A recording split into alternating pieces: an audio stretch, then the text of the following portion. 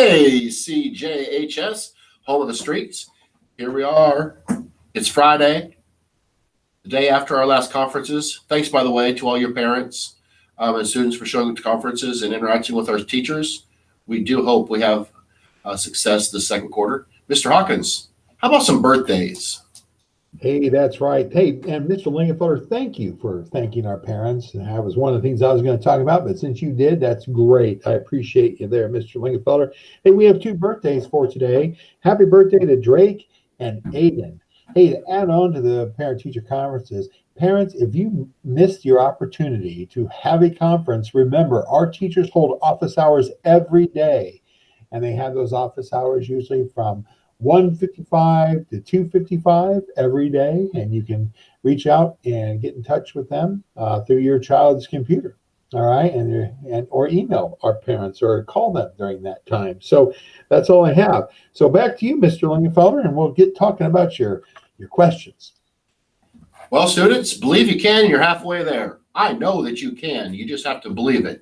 That came, of course, believe you can, and you're halfway there, came from Theodore Roosevelt. Mr. Hawkins, what do you know about Theodore Roosevelt in the time period that he was president? Well, it's funny you ask, because when people would always ask me about Theodore Roosevelt, I remember that he was on Mount Rushmore, and then he had that short little bushy mustache and those funny wire rimmed glasses, and that's all I really knew about him. I knew some other things, and here's what I found out. Do you know that he was really responsible for making our national forest even double in size? 1902, the National Reclamation Act, he took and just made sure that he almost doubled the same amount of land set aside for our national forest in this country that all his predecessors had done. That was in 1902. He was also known for having the phrase of "speak softly but carry a big stick," and that was in regards to our world, taking our country out of this idea of isolationism. And then he's really known for his dealings with the Panama Canal. He helped bring the Panama Canal to its existence today. And that's what I have for that.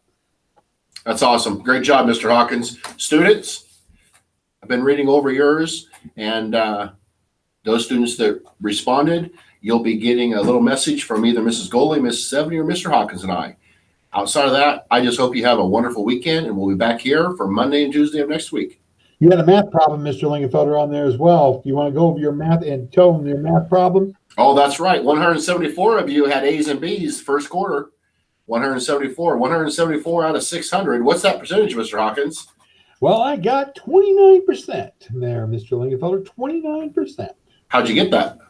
Well, what I did is I took 174 and I divided it by the total number of students we could have, which would be 600, and I came out with 29%.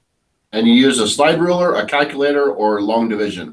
You know what? I went home last night and looked for my dad's slide rule, and he said that thing broke in the drawer a long time ago, and my little brother slammed the drawer shut.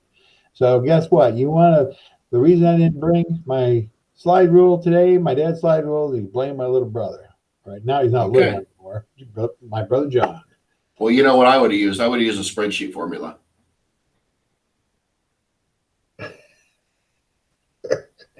All right. Hey, is it a good day to be a streak or what? That's right. As always, kids, it's a great day to be a streak.